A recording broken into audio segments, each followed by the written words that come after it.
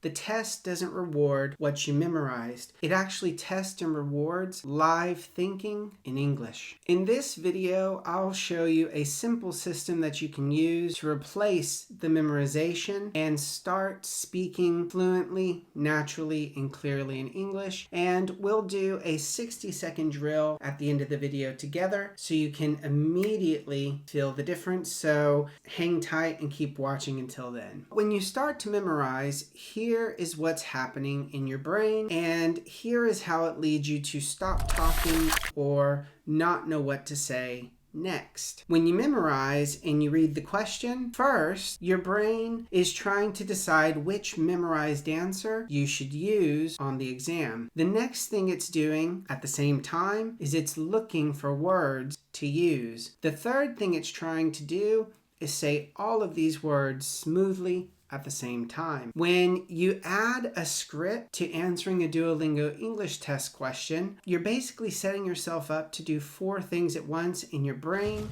cannot do it. What does that look like on the exam? It looks like you take forever to start speaking, or when you're speaking, you lose your rhythm because it's not coming out naturally. You repeat the same safe phrases again and again. You panic when the wording that comes out of your mouth is not matching what's in your mind. You can hear it on the exam whenever you're speaking, so imagine what the examiners and the AI hear. That's why we tell people not to memorize, because it sounds performed, doesn't sound natural.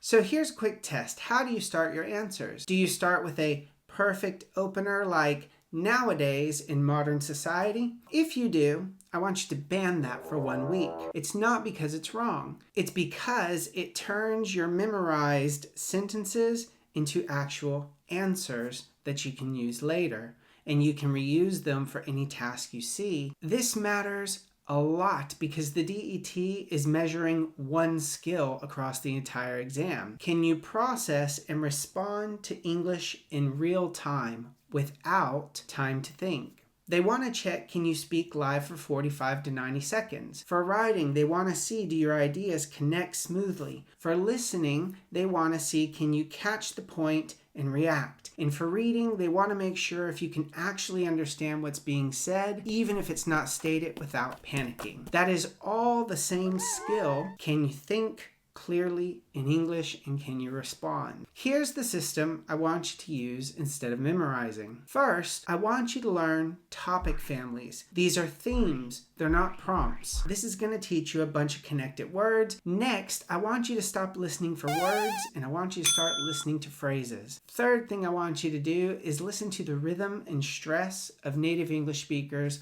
when they're speaking. And I want you to track your start time, your pauses, and your recovery. Because here's the truth, you don't need to memorize 50 scripts. You need a way to produce English that is natural. That way, when you can't see what's coming, you can still respond appropriately.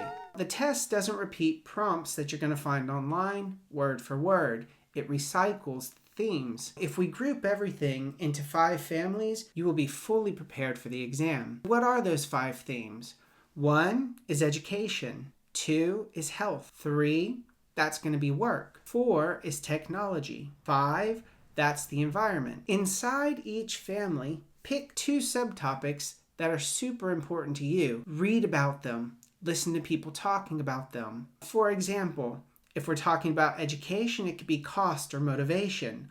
Or you might choose online learning or teacher support or access to education. Look at how much simpler that is. You go from trying to memorize 50 different scripts to now you're preparing a reusable map full of ideas that you can pull from anytime you sit down to practice or when you sit down to take the exam itself. Here's a mini drill. I want you to pick 1 family right now, any one from the screen. Just 1. Pick 2 things that interest you about it and drop them in the comments below. That's your practice target for today. The next thing I want you to do is listen to chunks. If you want to understand how this works, that video is going to be coming up soon. Just to give you a short little hint, it will guarantee that you have time to think on the exam, and it's actually not going to sound like you're thinking at all. It's going to sound fluent so you can keep moving. That is all for today's video. If you enjoyed it, don't forget to like and subscribe, and I'll see you guys in the next video when we start to talk about chunking so you can understand how to use them.